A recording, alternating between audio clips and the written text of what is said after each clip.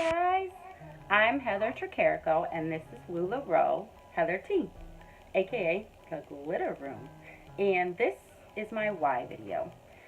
I first want to give you a little information about myself, just so you can get to know me a little better. I'm a stay-at-home mom of 3. I have 2 boys and 1 girl. My oldest son is 10, my second son is 3, and then our baby girl turned 1 this past December. So life is always exciting and there's always something going on. And if you asked me last year if I thought I was ready to own and operate and run my own business, I would have said heck to the no.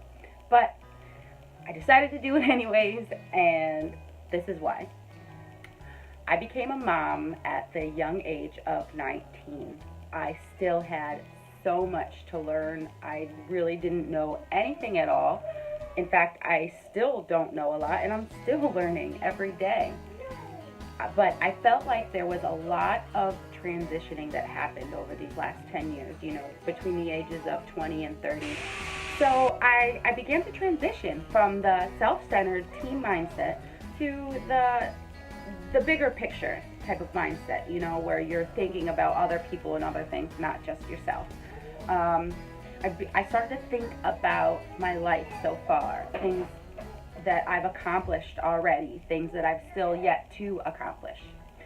And I just started thinking about more so what I still wanted to accomplish. And every time I would think about things like that, I would kind of talk myself out of it by saying, oh, well, maybe when my baby, Summer, her name is, maybe when Summer's 5, then I'll go try that. Or maybe when the kids are grown and out of the house, then I'll try that.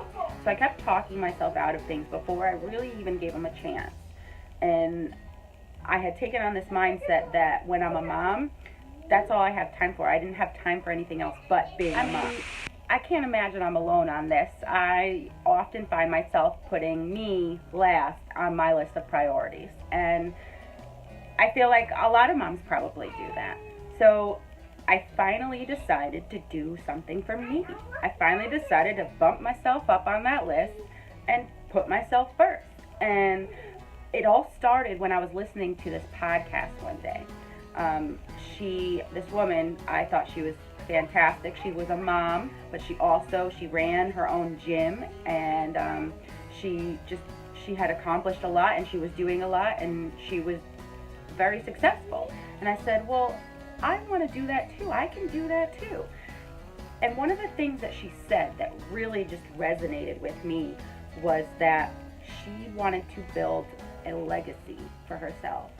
And something about that word, legacy, it just totally hit me right there. It totally hit me right there. And I said, yes, I want to create a legacy too. I wanted to show my kids that regardless of where you are in your life, how old you are, what's going on, you can still do and accomplish anything you want to do as long as you're willing to work for it. I wanted to create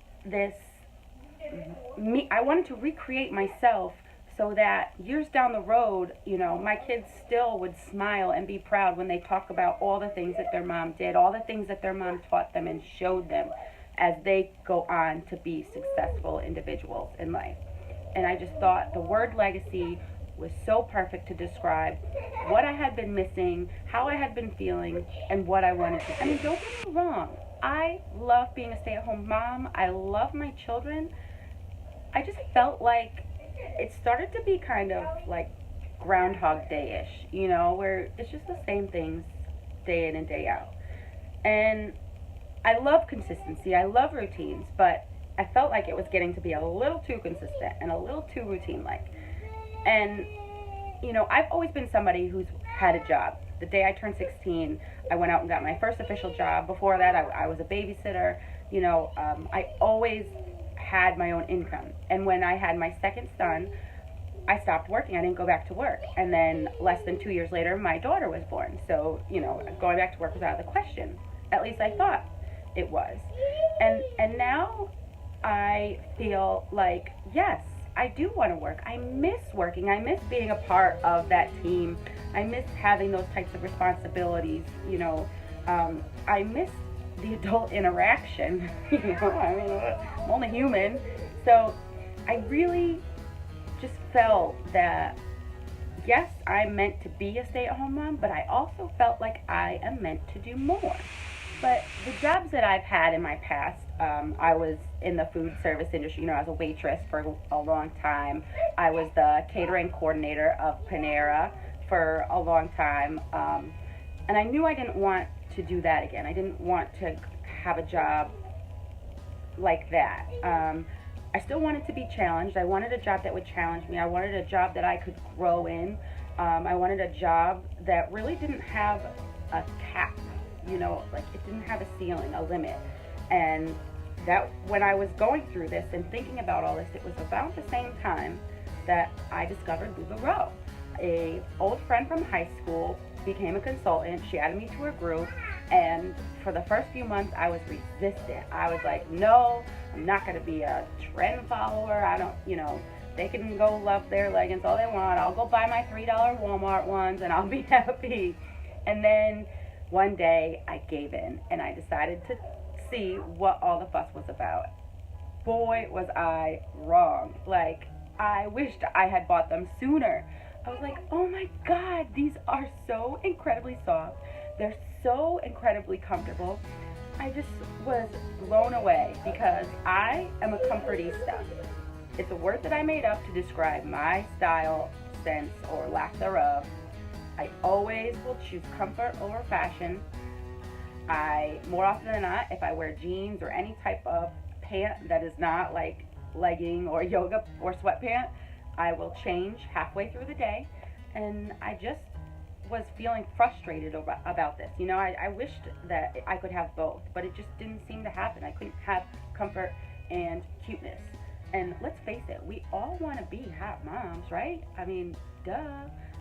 So I was so excited to find LulaRoe and everything they stood for and everything they gave to me. So once I realized that their leggings were worth all the fuss that was being made over them, I kept watching and I joined a couple more groups. And then I began to realize that, hey, this is awesome. I love this community. I love what these women are doing. I love watching their success and see where they are going with their businesses. I can do this too. This is what I've been waiting for. This is what I've been looking for. And then the rest is history. I found my sponsor and I joined her team, and I am currently just about a week away from receiving my onboard call. So that's my why. Yes, I want to support my family. I want to help alleviate that stress that my husband feels being the sole provider. But those are just part of the driving factor. Those are just part of what drives my motivation. My number one why is me. And I don't want to sound selfish. I don't think I am a selfish person. In fact, generally, like I said, I usually put everybody else first. But this time, I decided to do it for me. So yeah, I mean, I hope someday that I can be the reason why we're able to take our kids on a vacation to Disney World. With the 5 of us, that's a really expensive trip. And right now, there's no way we can make that happen. So yeah, I hope I can do that for my family someday. But it's just a stronger motivation for just wanting to feel that own personal success. And then as a result, I just know that everyone around me and everything else around me is going to experience that joy and happiness with me. So my number one why, my main reason is to start creating my legacy. Thanks, guys. Thanks for watching. I hope you have a wonderful day, and pass it on.